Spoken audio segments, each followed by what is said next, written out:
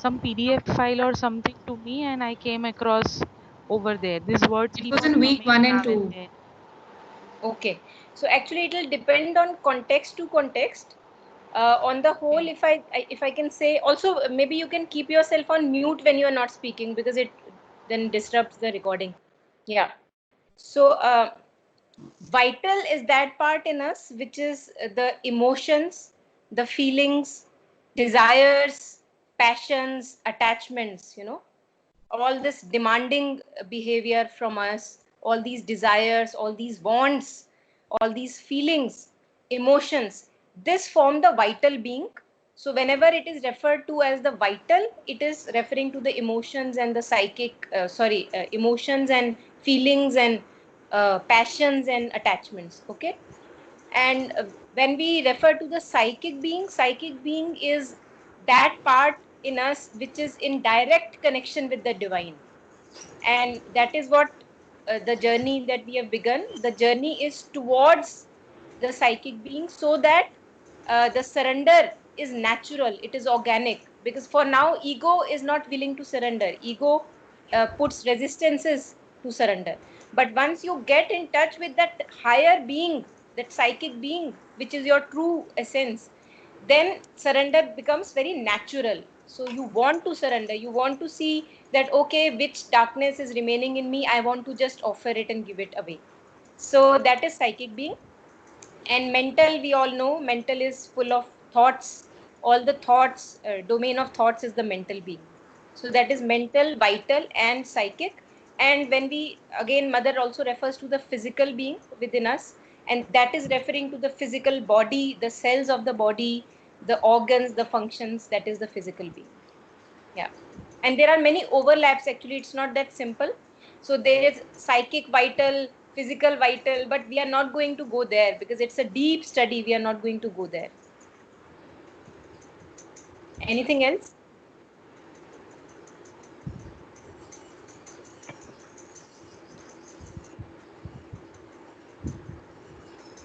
Okay, so shall we begin with where we left the last time? Two more words I want to know. I come across now and then about that Subconscious.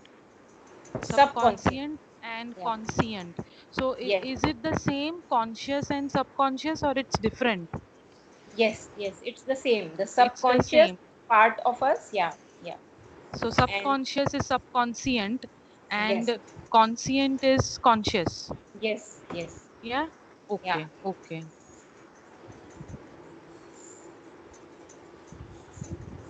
So if you have read that document further, you can tell us from where to begin, or shall we just begin from where we left off? Yeah, I think if we are recording, then from where we left, if we begin there, people who are listening also will get continued. ठीक है, right, right. So I think I last left at this paragraph where it says, it is in the heading is the secret towards which suffering leads us. That is the heading. And the paragraph that I took was I think the fourth or fifth paragraph, when one enjoys oneself and forgets. So that was what we finished at. So that there is silence after that. And after that, I think we can begin with the next paragraph. So people who were not there earlier, like Preeti and Bulbul, maybe they can begin first and we can carry over. So Preeti, would you like to read the next paragraph, or Bulbul? Sorry Monica, मैंने वो document open नहीं कर रखा है अभी। Okay. हाँ, अभी नहीं कर so, पाओगे आप डॉक्यूमेंट अभी ओपन? नहीं कर पाऊंगी। Fine, fine. Okay. So, Bulbul, would you like to, do you have the access to the document?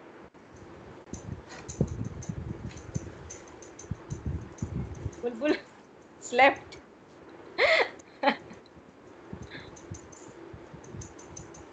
Okay, doesn't matter. No, no. The problem is I've had an Bulbul is accident. here. Yeah. So I've had an accident and I can't use my hands. Oh, oh, how are you doing? Uh, Accident. Yeah. yeah, yeah. So I don't think you should depend on me to read. Okay then. Okay. We'll begin and you can then listen. Yeah. Okay. Okay, Sneha, then maybe you can start. Yeah. Yeah. I have already told you many a time that to seek suffering and pain is a morbid attitude which must be avoided. But to run away from them through forgetfulness, through a superficial, frivolous movement, through diversion is cowardice. When pain comes, it comes to teach us something. The quicker we learn it, the more the need for pain diminishes. And when we know the secret, it will no longer be possible to suffer, for that secret reveals to us the reason, the cause, the origin of suffering, and the way to pass beyond it. The secret is to emerge from the ego out of its prison, unite with the divine, merge into Him, not to allow anything to separate us from Him.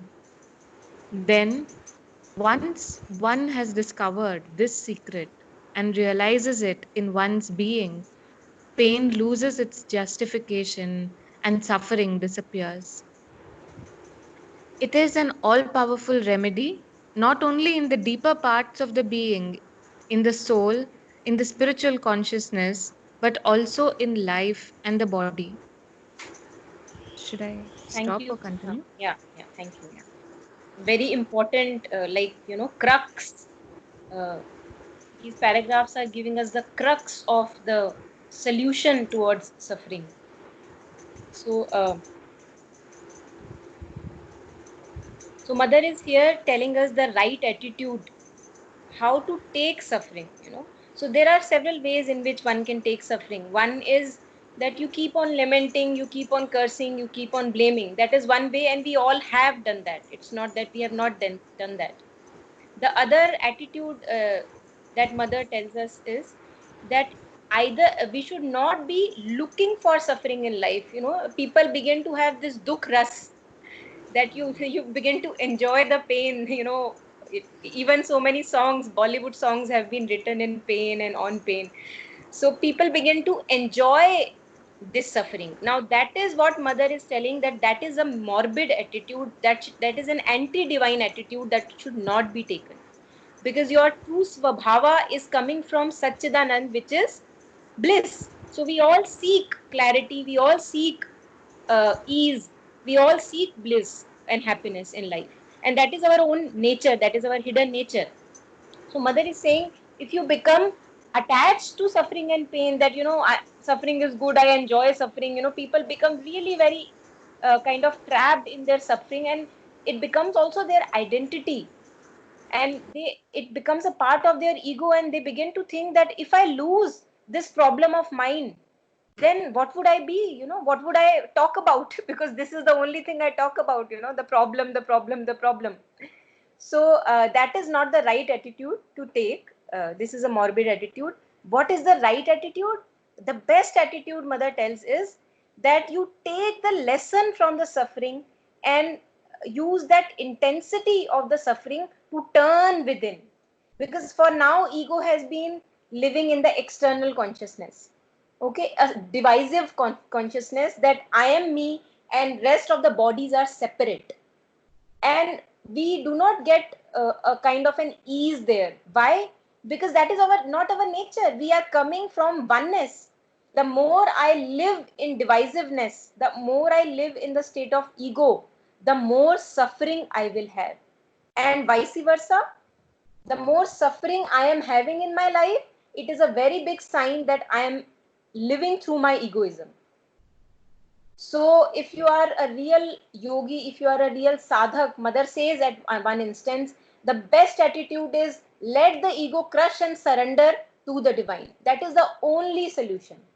And Mother is saying that is an all powerful remedy. So that takes care of all the sufferings, mental suffering, psychic suffering, emotional suffering, all the suffering. Even physical suffering, it takes care to a big extent. So I'll just go ahead and then you can pose questions if there are any. When pain comes, it comes to teach us something. The quicker we learn it, the more the need for the pain diminishes. And I can guarantee that virtually every time that suffering is arising from hidden part of my ego. Children. So what is happening is, every time a suffering appears, I get to know, okay, this is a part of my ego I am functioning from. Monica, I'm Yeah. so sorry. I just lost the connection and lost the whole talk.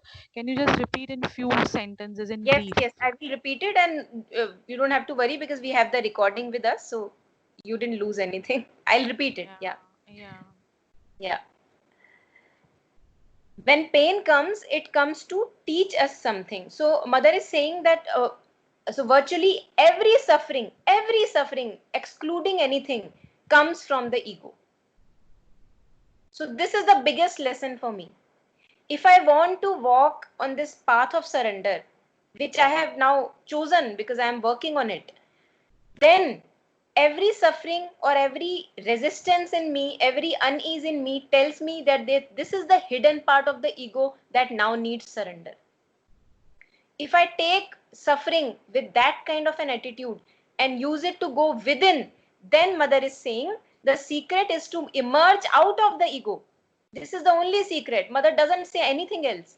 Get out of the prison of ego and to unite ourselves with the divine. Now look at the beauty of how this is created, because the way it is created is, the more we live in the prison of the ego, especially when we are ready to surrender, and even then I keep on, owing to my habit, keep on living in the through the ego, then I don't get rest, then I get suffering. So this is the signal. Suffering is a signal that my ego is now ready to unite with the divine. Ego is wanting that oneness, that fullness, that joy in life, but it is not coming. Why is it not coming? Because it is still the ego that is running the life. So as long as I am in this divisive consciousness, the separative consciousness, that I am something else, people are something else, and divine is something else, before that I'm not going to, so before the resolution I'm not going to end up in joy or ease that I want in life. So that is the remedy that mother is hinting at.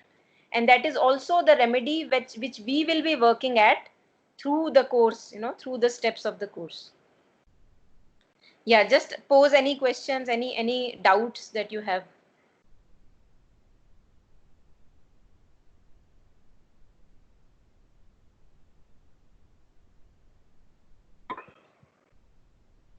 Okay, in case of no question, oh, you are muted. You are muted, Just a Nehal. minute. Yeah, Yeah. yeah. Again muted. Yeah, yeah. Now it's okay. Yeah. Okay, so I just wanted to ask that in case of people like Sri Ramakrishna Paramhans, who are said to be very close to the divine, then why it is so that he suffered lot of physical agony and disease till the end of his death?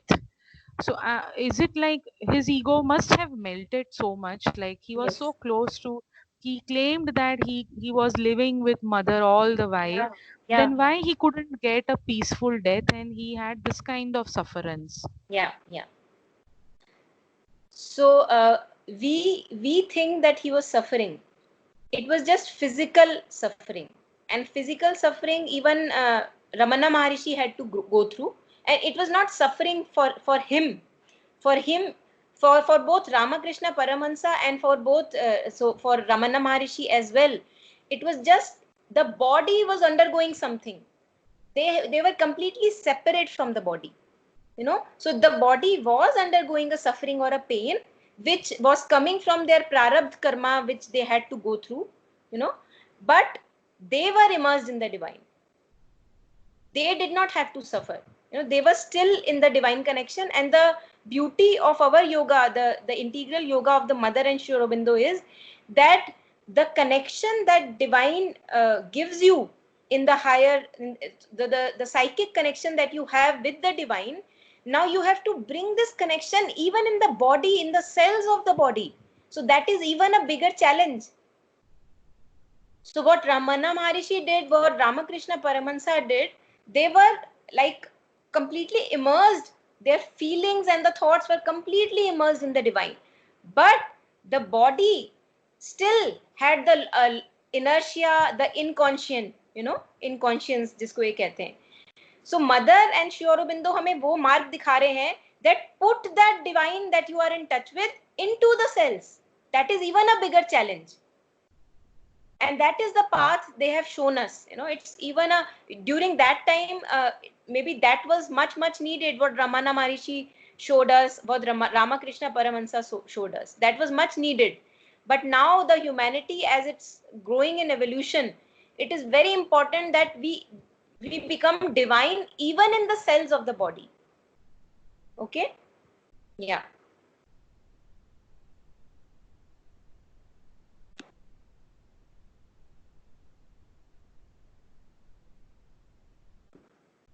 So, shall we go ahead in case of no questions? Nehal, maybe you can begin the rest of the paragraphs.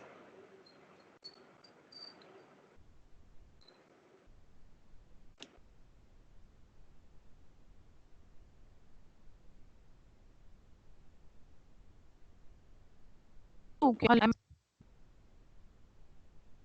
Am I audible? Hello?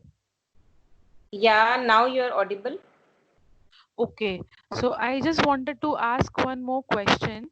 Please. That is it like that there is no particular state of a human being wherein they are freed from their past karmas, whichever it is, like maybe some birth or maybe their own this birth, something like that, but they are never freed from their, as you said, that there must be some physical prarabdha which Paramhans went through, and that Yeah. was the reason he was having those physical sufferance or Yeah. diseases.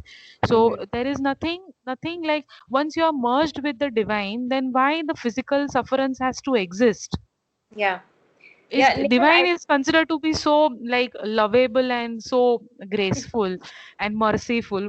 Why divine wants the body also to undergo so much of sufferance? Yeah.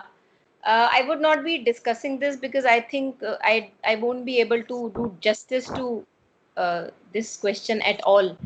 So I would leave it to you to figure it out, to fish it out from the words of mystics and masters which we have with us, because this is especially not in relevance right now for our own path. Okay.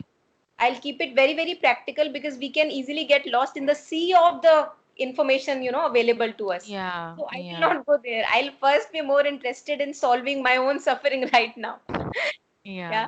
And then we can discuss. And obviously, you will get more and more inclined and interested in understanding these things. So there is enough document and literature available which you can go through. It's a complete vast amount of stuff that is available, and I don't think we can do justice to No, it. So let's because this gives a kind of uh, challenging, doubtful. It keeps a question mark when we are going through some sort of spiritual study, that इतना कुछ कर रहे हैं, divine का कर रहे हैं, और फिर भी अगर माने physically भी आप fit नहीं रह सकते हो, तो क्या meaning है? मत When करो, you are मत करो. when you are in a deep pain at physical level, तो ये आज superficially ये question आ जाता है, फिर क्यों यार ये पूजा वूजा सब बंद करो, कोई meaning नहीं है, ऐसा हो जाता है. And बिल्कुल हो I जाता. think this is more with common people, like who do not understand spirituality at a higher state. तो उनके लिए तो ये बहुत ही common है. You can't suggest them to like भाई प्रेयर करो, ये करो. They have this question, क्या होता है, कुछ नहीं होता है, and no, that sort of question mark comes Yeah. to it. Yeah, let them ask the question. You can bring them here next time, whoever has this question. I would like to hear it from the horse's mouth itself and not you as a mediator in between. Maybe they're asking something else. Yeah. Yeah, so we'll just focus on our own idea, our own life right now. Yeah. Um, Monica, but just as a gist, as a Yes. summary, Yeah. since you've also gone through physical pain, because physical pain is also suffering, and since the course is on also on suffering as a whole, Yes. suppose you are Yes. undergoing physical pain, what is the mentality you keep as a spiritual person when you're going Yeah. through the pain? Yeah, this I can answer. This is in Yeah. my realm. Right. This is in your realm, so it's more Yeah. relevant. Yeah. So what happens is, the more and more you begin to live in the divine consciousness, the more and more you are in touch with the higher being in yourself, the psychic being in yourself, the more you realize that no matter however pain you may get in this life, it would not matter, because the pain does not matter then. It's not that I am not in pain, I am in pain, but what matters is, am I in connection with the divine? Because I don't know why this pain is coming. So there is so much of unshakable faith. Now that you are asking me, there is so much of unshakable faith present, that even when this pain takes away my life, even then it is auspicious. So that kind of a very, very solid faith which cannot be shaken by any circumstances, no matter what may happen to the house, no matter what may happen to the people who are living with me, to my own self, no matter how challenging a situation may get, and no matter how breaking you, how kind of, you are breaking into pieces, you are shattering, you are crying, you are weeping, but still, I think what I can say for my own life is, one thing that has not gone until now is that unshakable faith that somebody knows better than me, and there is a higher plan, and I will learn something more about myself and the divine through this phase. So I think that attitude never goes away, and that is I think that is the attitude which mother pushes us towards, to have a right attitude in life, that divine knows better than you, the ego. And it's not that you are separate from the divine, you can be in touch with the divine constantly, only if you are willing to. So when this willingness comes, then pain, suffering, first of all, as it is written in this paragraph, the kind of, the usage of pain and suffering reduces. So I have seen it for myself. Even physical pain, it appears only when I am living in the ego mode of my own self. Even physical pain I have seen disappearing from my life, just when I was able to tune in into this higher part within me. So that is what mother is saying, that pain and suffering will not be necessary then, if the divine is able to flow through you. So that is the kind of, attitude that really kind of guides me and helps me. Right. That's what they say when, even in layman terms, when they say mind over body. I guess people go into that phase where they connect, so they're able to mentally supersede their physical ailments Yes. during that time. I guess that's what they Yes. mean. Yeah. I guess when they say that, right? Yeah. Yeah. Okay. Just wanted your opinion on that. Okay. Yes. Yes. Thank you. Okay, Nehal, you go ahead with the other paragraph. Yeah.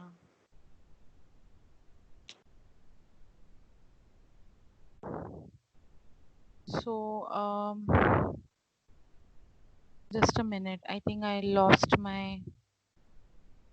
I think Sneha read this. The secret is to emerge from the ego.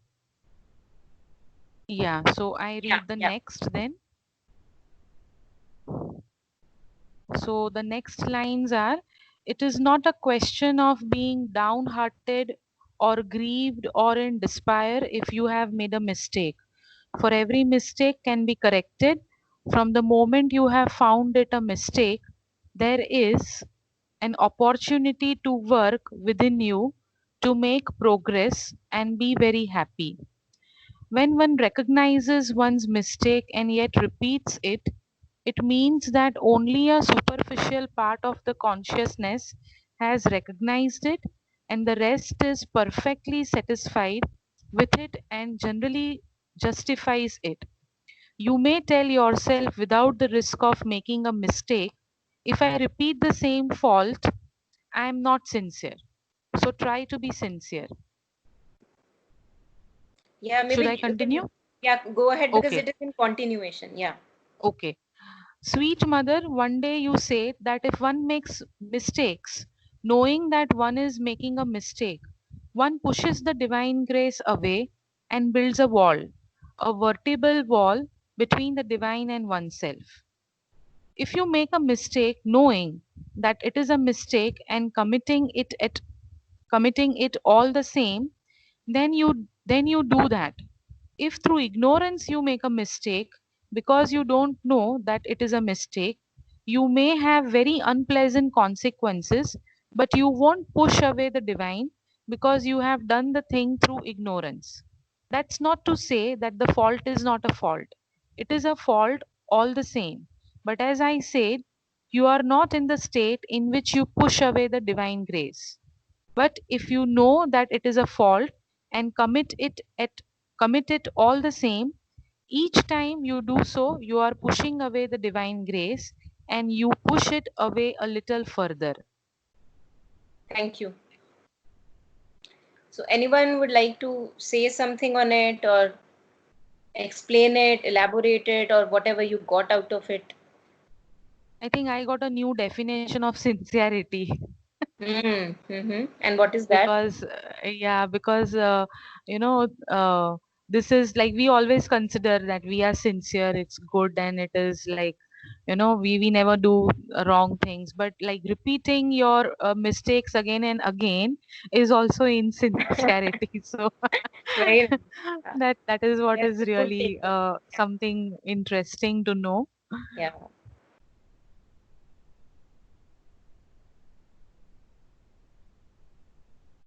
The problem is that we think that it's not a mistake that we are making. That is the problem. No, we. So the problem is that we think Yeah, we deserve. and We should how have. would you put it? What are you saying, Yeah, Nehal? and sometimes like we may sometimes we like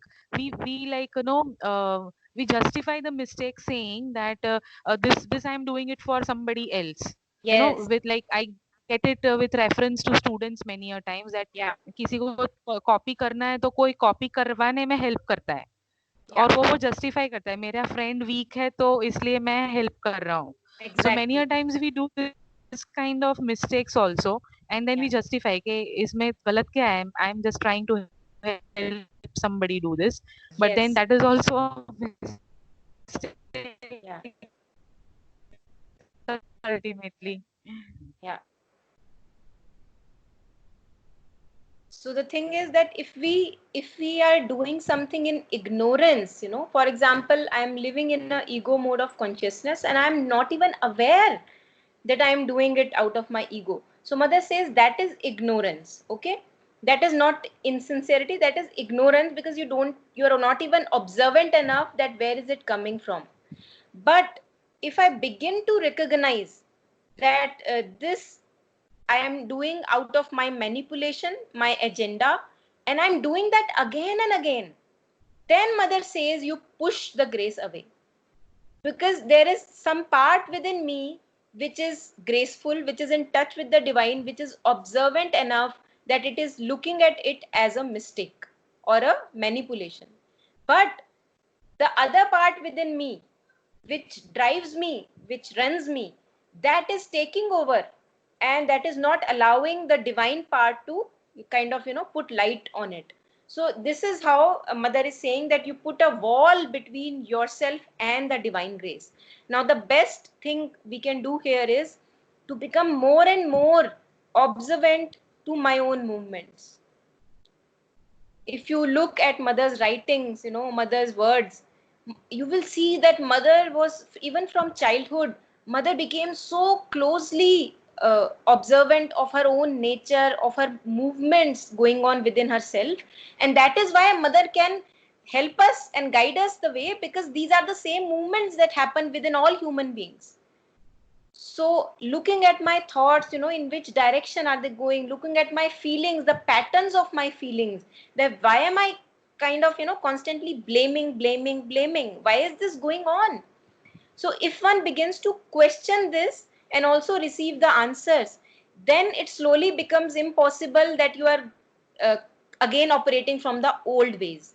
And then mother says, if you are again, after knowing, operating from the old ways, then you are pushing grace away, because grace came to help you.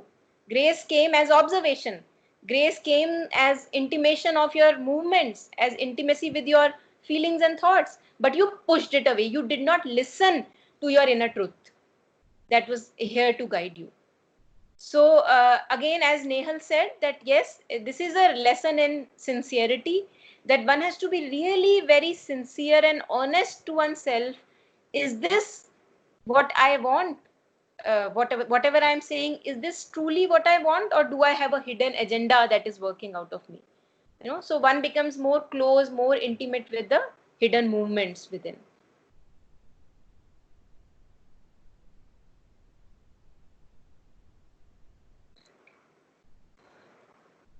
Yeah, so the first challenge here is to recognize that one is making a mistake. I think that is the first challenge, because we don't even realize that it's a mistake. We think it's a way of life.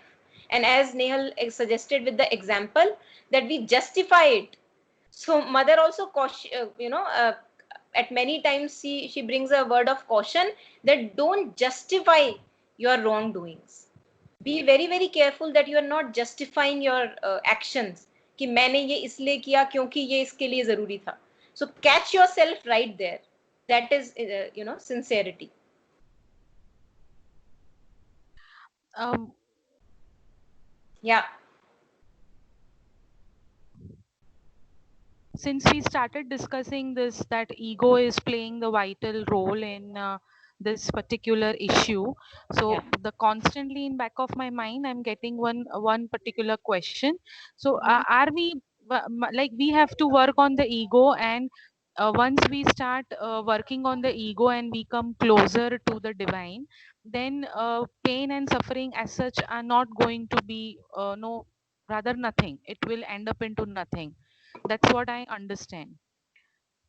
Yes. Yes. Right? So does that mean that I should be not paying much attention to the physical body, और should I like like हो रहा है कुछ physically तो भले हो रहा है, should I have that sort of an attitude? Because वो बचपन से ऐसे सिखाते हैं कि बॉडी तो भगवान का टेम्पल होता है, उसको आपको अच्छे से क्लीन करना है, and it's you should have hygiene maintained, and otherwise the divine cannot come into your body. So how does this goes, like Yeah. what to Yeah. this challenges those childhood believes also के आपको अपने body के लिए कितना conscious रहना है. Yes, yes, yes. So I don't think it's a challenge. It's completely on those lines itself, because mother says that if you focus much on the body, you fall ill. If you focus much on the feelings and thoughts, you become to you suffer, either mental suffering or emotional suffering. So yes, you are right when you say that don't give much importance to either your thoughts, to your feelings, and to the body. At the same time, they also have, all these parts have to be divinized. So they have to be cleansed and turned towards the divine. So the body has to be taken care of, but not pampered, but not excessively, in luxury kind of, uh, you know, like we go to salons and parlors and we think we are taking care of the body. That is not taking care of the body, maybe a part of it. The taking care of the body is, for example, when you are taking a bath, it's very simple. You are taking a bath and you are, so I do this many times and it gives me such a nice feeling. You're coming out of the shower and you feel that, a servant is getting ready for the divine. If you do it with that, it's beautiful. Try to do it sometimes, and it gives you such a liberating feeling that mother, I'm getting myself prepared for you. So that is also a preparation of the body. So in that, I'm not pampering the body, like I'm not massaging myself or whatever. I may massage at times, but I'm doing it for the divine. I'm not doing it for myself. I am saying to the mother, use this instrument, use this body as you like. I've cleaned it and I am, I've kept it ready. So try to do it. I think it's really beautiful if one can do it more times. Yeah. Same for the feelings and for the thoughts as well. So whenever thoughts are coming, you say, mother, these thoughts I offer to you. So that those kind of thoughts we must have, that we are able to offer those thoughts to the divine. If we don't have such kind of thoughts, then we are aware, कि ये सारा, माल दूंगा क्या mother को, for example. So you become more conscious of what is going on into your head, what is going on in your feelings, because now you are responsible as an instrument to the divine. So you are even more responsible to take care of the body, that this body is the instrument of the divine. Now I have to be more clean in my thoughts, I have to be more clean in my feelings, I have to be more clean in my body. So I would take it that way. Yeah.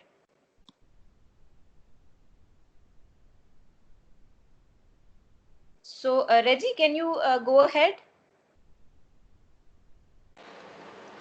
Sure. Mother, there are mistakes. One knows there are mistakes. But still, as though one were pushed into making them. Then, pushed by what? Ah, this is exactly what happens. It is the lower nature, the instincts of the subconscious, which govern you and make you do things that you should not do. And so it is a choice between your will and accepting submission. There is always a moment where one can decide. It goes to the point where, as I said, there even is a moment where one can decide to be ill or not to be ill. It even goes so far that a moment comes when one can decide to die or not to die. But for that, one must have an extremely awakened consciousness, because this speck is infinitesimal in time and like the 100th part of a second. And because before it can do nothing, and after one can do nothing. But at that moment, one can. If one is absolutely awake, one can at that moment take the decision. Thank you. Yes. Should I stop here? Yes, yes, because Okay. I think we can discuss. So is it Right. clear, this paragraph, is it clear? What does it mean by lower nature, instinct of the lower nature, and where you can use your free will? Is it clear? Yeah. So usually what happens is we are run by patterns, we are run by behavioral patterns, we are run by thought patterns, that I am used to think in this way, I am used to behave in this way. So mother is saying that we know that there are mistakes, but we feel as if a kind of a wave came and I kind of, was pushed into making this mistake. So mother is saying, no, it's not that you were pushed, it's that you did not use your free will. So if, as if that I was having some juice or rasa in having that lower instinct run my nature. If I stop to have the juice or rasa in the lower instincts running my nature, then I will not be able to let the lower instinct run my life. Lower instincts mean the old patterns, the old behavioral tendencies, again, the old patterns of thinking in one way, the patterns of the ego. That is what is meant by lower instincts. So what happens is that mother is saying that there is a very small moment of time, like 100th part of a second. So mother is saying that we always have, every moment, every second, we have a free will which we can use. But what happens is we are mostly unconscious of this free will. So I have this free will, but I don't even know this free will exists. I think that this is the pattern. I am like this only. This is how I behave. I give myself no choice. The moment you begin to become aware of your own thought patterns, your behavior, and you want to see a new way of life, you begin to see that yes, in this moment, I can choose, owing to my free will, whether to turn this to the divine or whether to let the lower part run the game. This is what mother is saying. Again, it is a very, very practical thing which we can use in our lives. If, for example, if there are 100 movements, and even if in one or two of those movements, I am able to use my free will to exercise turning towards the divine, the thoughts and feelings, you will see that you gain strength more and more to do it in rest of the 98 or 99 movements as well. So the idea is to become more aware that yes, you have the free will. You don't have to think the way you used to think. You don't have to feel the way you used to feel. Turn that feeling towards the divine. Offer it to the divine. Offer it to the mother. So that is what is said in this one. Can you give few more examples of this lower nature? Yes, I can. So a little more elaborative, like Many so examples. that like how do we know identify that this is lower nature and this is coming from this is appropriate, you know? Yeah. So Preeti, would you like to give one example? या मैं आपको बोलने वाली थी कि क्या मैं एक एग्जांपल दूं. I saw that excitement on your face. सो ये आज मॉर्निंग में ही मेरे साथ हुआ है कि एक कोई भी सिचुएशन होती है, मैं अपने दिमाग में ही अपने आप को और जो आसपास के लोग हैं उनको बिठाती हूँ और मेरा कॉन्वर्जेशन स्टार्ट हो जाता है मेरे ही दिमाग में. मैं ये बोलूँगी, वो ऐसे रिएक्ट करेंगे, मैं ऐसे रिस्पॉन्ड करूँगी, फिर ये बात आएगी, ये ऐसा आएगा. ये मेरा ओल्ड पैटर्न ऑफ थिंकिंग है जो कि मुझे बार बार उस ट्रैप में ले जाता है जहाँ पे मेरा एक दिन, 2 हफ्ता, 1 महीना, साल निकलता था. सो अभी ये कुछ टाइम से मुझे थोड़ी सी 0.1% सक्सेस मिलने लगी है सरेंडर में, जो मुझे पहले नहीं मिल रही थी. तो आज मैंने जब ये रियलाइज़ किया कि ये थॉट पैटर्न जो मेरा ओल्ड पैटर्न रिपीट कर रहा है फिर से दिमाग में कॉन्वर्जेशन का, इसको मैं सरेंडर करती हूँ डिवाइन पे. मैंने वो किया और अमेजिंग रिजल्ट्स. उसके बाद मैं उस ओल्ड पैटर्न से फ्री हो गई. मुझे अभी के लिए लग रहा है, लेकिन बट ये मुझे बहुत रेगुलर, कंसिस्टेंट पेशेंस अपने साथ रखनी पड़ेगी और मुझे ये प्रैक्टिस करना पड़ेगा. so, ये था. Thank you, Preeti. So yes, that is an example, where you know that you behave in certain way, and it does not bring you ease. It takes away the ease. It takes away the peace from you. And now you decide, because now Preeti has begun to kind of give more priority to the peace within rather than to the juice of the ego. Okay, so I have had tasted the juice of the ego many times, many years, but now to look that here it starts to enter, and again the whole conversation and everything, this is the lower nature. Okay, but now because you are observing it from a distance, so there is a kind of a time lapse in between in which you can choose. So you choose that now I don't want to think all those thoughts, I want to maintain my peace. This is how you choose. Yeah.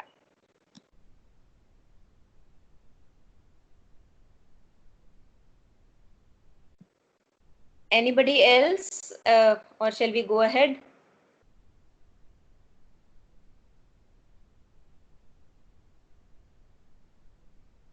Okay. Preeti, do you have the document now? I have. Okay, so maybe you can read ahead.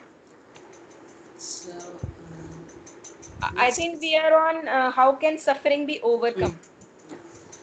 How can suffering be overcome? The problem is not as simple as all that.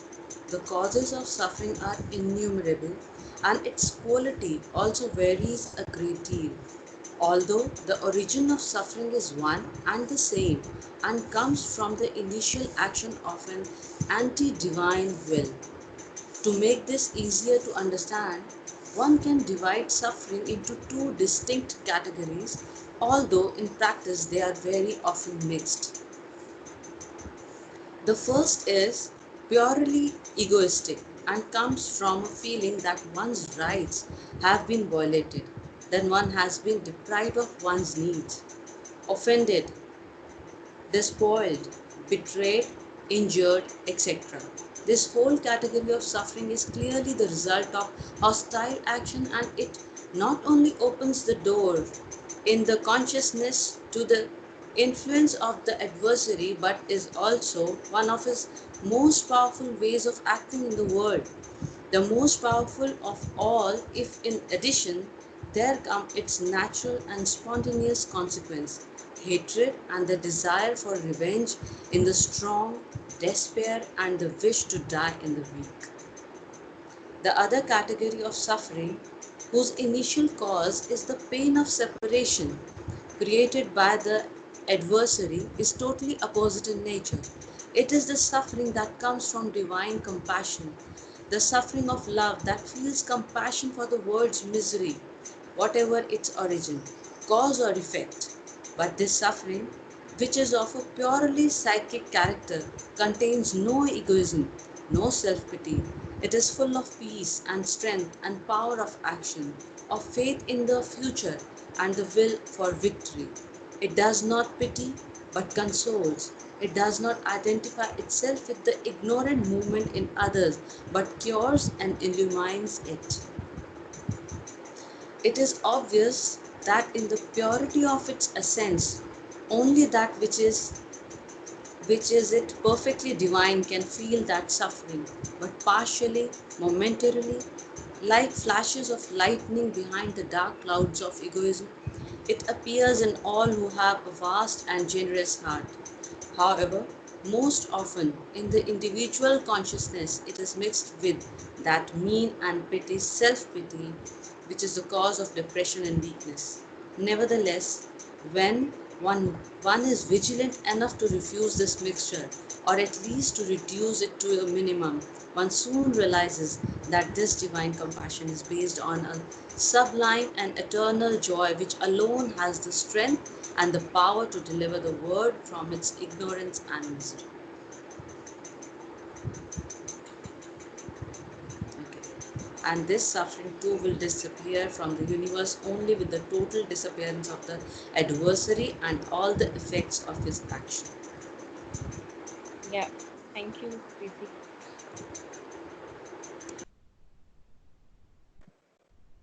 So here, again, we get from the mother. Mother says that there are two types of suffering, and the first suffering mother talks about is what we are going through. We as human beings. So all of us, we are not going to the other category of the suffering, which mother says that it is a psychic suffering. It's coming out of a divine compassion. So we, all of us, are not going through that suffering. We can be sure. We are in the egoistic mode of suffering, because what we feel is, mother explains a bit. The first is purely egoistic and comes from a feeling that one's rights have been violated. Yeah, you know, when we begin to think that why was it taken away from me? I deserved this. How could that person how could have that person done that to me? So these kind of things, when we begin to take things for granted, the ego feels that it was its kind of right and it has been taken away. That is what we are suffering through. So first is purely egoistic, and example is that one is deprived of one's need. Okay, one is offended, one is despoiled. For example, if a marriage is not successful, one begins to think that why did this happen to me? If one is going through a disease, again one can become a victim and say, why did it have to happen to me only? Such kind of a thing. This whole category of suffering is clearly the result of the hostile action, and it not only opens the door in the consciousness to the influence of adversary, but also one of his most powerful ways of acting in the world. Now, what is the adversary mother is referring to? Adversary is anything that separates us from the divine. Ego separates us from the divine, because it wants to have a separate entity, a separate existence by itself. And that is why surrender of the ego, a willful dissolution of the ego, then becomes very important. So that is what is adversary, which separates you from, which gives you a virtual feeling of being separated from the divine essence. That I am something else and there is something else going on, and I can be a victim. People can harm me, people can hurt me. So if you begin to live in that kind of a consciousness, then it's the action of adversary that is in these kind of terms that is mother is using. Yeah. And mother is saying here that hatred and desire for the revenge in strong, despair and wish to die in the weak. So if I have a weak constitution, then I will be falling a trap to wish to die, maybe commit a suicide or despair, depression. But if I have a strong constitution, then I will be revengeful in my action. I'll be aggressive in my action. So both can happen, but both are the result of suffering of the ego, coming from the ego. Yeah. And then mother talks of the other suffering, which is coming out of divine compassion. For example, these avatars, or people who come to help, who take a birth to help humanity, they go through that kind of a suffering, which is a psychic suffering. That they see that people are suffering and the solution is so close, but they are not able to help that much. So that kind of a suffering is psychic suffering. Yeah. And further,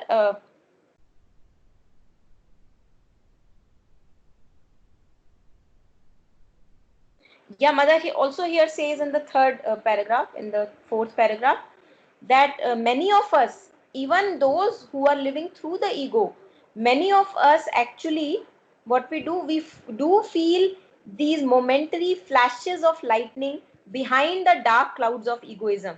So we all have actually a very, very open and generous heart, all of us. So apart from the clouds of the ego, we all do feel once in a while that kind of a feeling, that you feel empathy for people in suffering. You feel kind of feeling a feeling to connect with them and to resolve their pain. Yeah. But mother says further that due to a mixture of the ego with this compassion, it becomes more into a self pity, that you are pitying somebody who is underprivileged, and doing your action out of that pity. So that is a mixture. And when the divine is in action, divine compassion is not out of pity. It is out of a oneness, that you belong to me, I am a part of you, and you should also get the rasa, the juice. It's your birthright. So that is not a pity. Okay. Yeah. And then mother says at the end that this suffering too will disappear from the universe only with the total disappearance of the adversary, that is the dissolution of the ego, and all effects of its action. So when human kind is progressing towards an evolution where the divine will be manifesting through the human completely as instrument, more and more humans will be doing that, then mother says that even this suffering will not be necessary, of this divine compassion, or kind of extending your hand towards others, because then everybody will be able to manifest the divine. Yeah. Shall we stop here, or do you want to discuss more?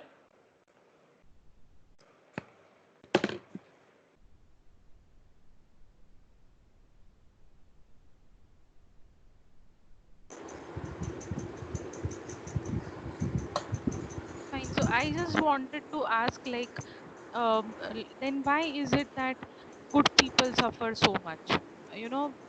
What I understand is that when we label somebody as good, then that means they are more virtuous compared to Can you be those louder, people. louder? When we label somebody as good, then what we know consider is that they are more virtuous compared to the others. But when you see practically, they are actually suffering more, and they have more issues, and they come across more mental emotional issues compared to those who can, like, just do their work no anyhow, and manage and come out. So Yeah. then what is the role of ego? Where are these good people suffering from the ego, and they are Yes. not coming out of the sufferance? Yeah. And are those people who are, like, not having virtues, they are not suffering? Means, is it like, Yeah. how do Yeah. we put I this? understand, yeah, what you're saying. I think Sri Aurobindo also has touched upon this aspect in one of his writings. I am not remembering where. So, first of all, let me tell you, there are no good people and bad people. Okay? If there is a criminal, for his home, for his beloved ones, he is a nice man. So, when I say good people, bad people, I think that is only a very partial image that I am able to see. Okay, so there are no good people, but yes, I understand what you are saying. You are saying that people with more virtues, with more values, and when you see them suffer, so it's not that they are suffering, because if I have more values and if I have more virtues, if I am more in connection with the divine, then it means that I am ready for a deeper cleansing. I have so much of faith in the divine that I am saying, जो करना है इसी जन्म में कर दो भैया. You know, जो whatever cleaning you have to do it in this life. So if I am capable of undergoing a class 12th exam, I am given class 12th exam. Okay, and the other part is that the people who appear to be not very virtuous, they are enjoying. They are not enjoying. They cannot enjoy. No one of us can enjoy without being in touch with the divinity within. We cannot enjoy. That is just some superficial luxury that you see and you think that it is enjoyment. For example, if I have 10 bungalows or, you know, some 10 luxury cars, or my kids are in good institutes, you would say that I am doing good, but not necessarily. Maybe within me I am suffering. I have this strong pain, intense pain, that even after all this, I don't feel complete inside, but that pain will not be visible to you. So I would not say that they are not suffering and only those are suffering. You know, it's kind of shades of gray. Yeah.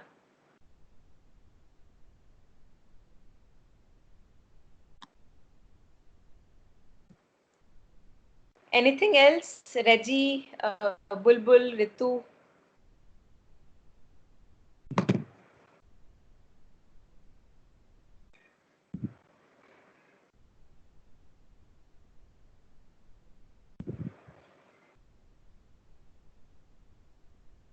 So you are absorbed in the vast silence, it seems.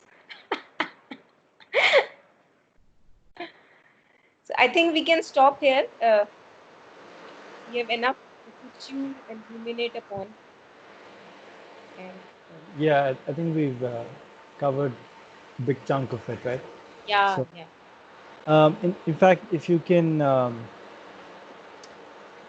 mean, I've gone through this once in other texts as well, but Yeah. what one has to learn from blows, because this Yes. is a critical part, right? What you Yes. learn from the reality of the life you're living. Yes, yes. I What, can quickly cover this. Yeah. yeah, just like so that it sums it up. Okay. Sure, sure, sure.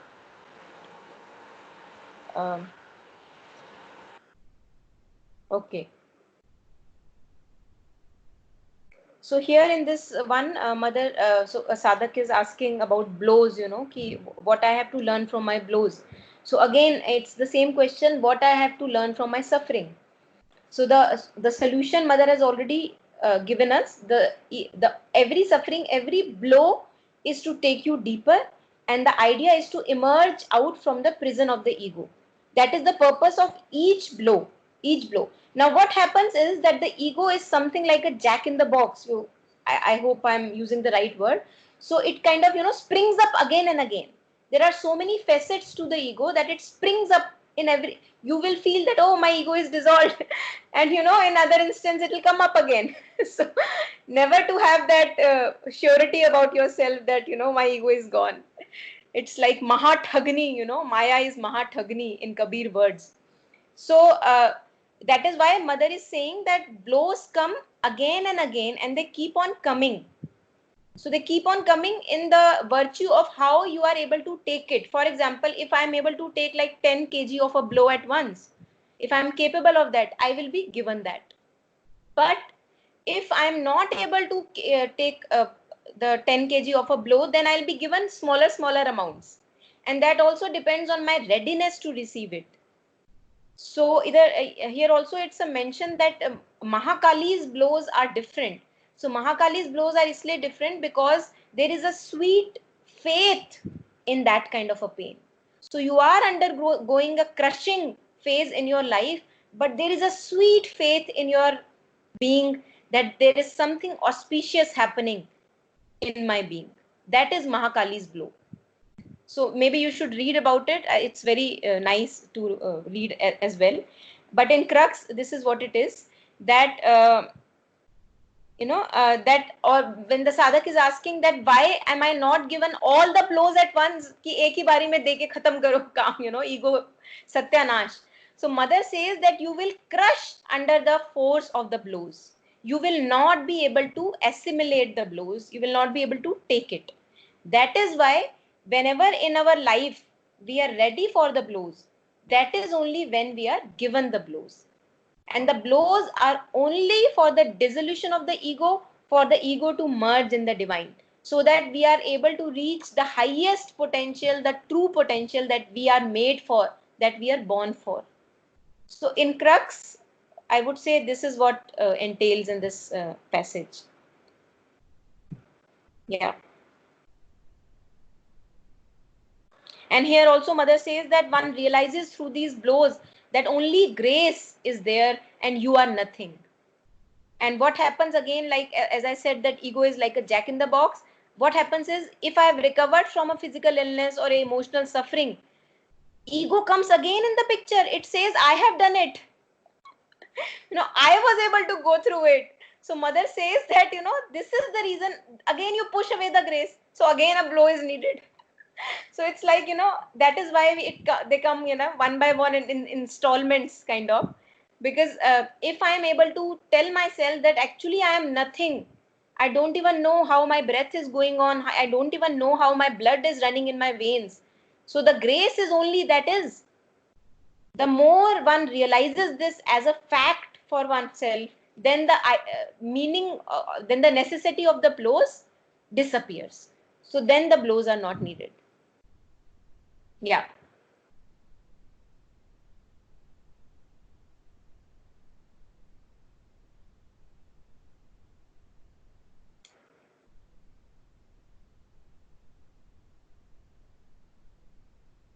And here also mother is saying very nice thing, the last one, where the last second last paragraph, I believe, where mother says that there must be an aspiration. So if there is a sincerity within me that I really want to cleanse myself of all the lower parts that I have, and I want to give myself to the divine, then the blows that come, you can make very, very good use of those blows, because now you are asking for that acid, you are asking for that blow so that I may be cleansed.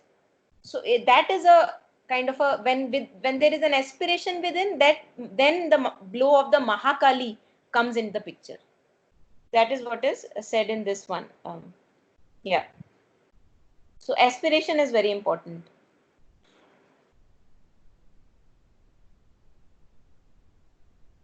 And again, I think mother also says that you cannot keep your foot in two boats at the same time. So I also want the divine, but I also want to have the juice of my lower nature. So that would not work. So we have to lose the juice of the lower nature after we realize that there is actually more rasa, more, much a better life in the divine rasa. So the more I begin to look and understand for myself, then I can completely transfer myself to that boat, divine boat, and then I don't have to keep hanging in between. Because this phase also of hanging in between, appears sometimes in life, where your desires are wanting you to attach yourself to the older patterns, older lifestyles, but you also want the rasa of the divine life. So that is impossible. That cannot happen. Yeah. Yeah, that's it. Yeah.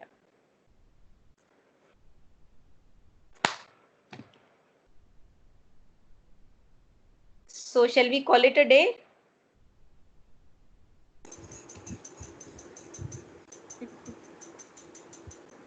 Nehal is already out of the complex. Yeah. Okay, so good luck. I think this is the last week, week 4, uh, for you to do the assignment. So take your time and yeah, all the best for the worksheet.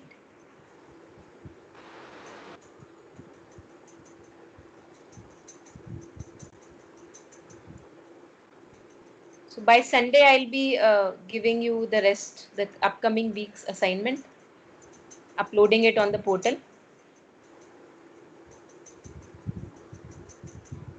Okay. Okay. Okay. Bye. Okay. See you. Bye bye. Bye everyone. Thank you. Bye Bye. bye. Thank you.